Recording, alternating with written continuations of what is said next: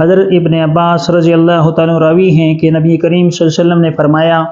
کیا میں تمہیں یہ نہ بتلاؤں کہ خدا کے نزدیک باعتبار مرتبہ کے بدترین شخص کون ہے؟ صحابہ نے عرض کیا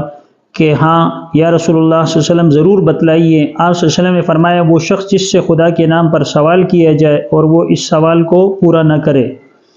اس حدیث شریف میں اس بات کی وضاحت اور صراحت کی گئی ہے کہ کوئی شخص یعنی سائل جب کسی سے کسی چیز کا مطالبہ کرے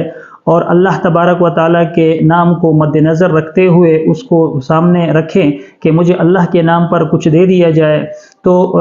جس شخص سے مطالبہ کیا جا رہا ہے اسے چاہیے کہ کچھ نہ کچھ اسے وہ دے دے اور اسے وہ خالی ہاتھ رخصت نہ کرے۔ اس بارے میں فقہا فرماتے ہیں کہ صرف 2 آدمی ایسے ہیں جو گناہگار نہیں ہوں گے اور جو اس وعید کے زمرے میں نہیں آئیں گے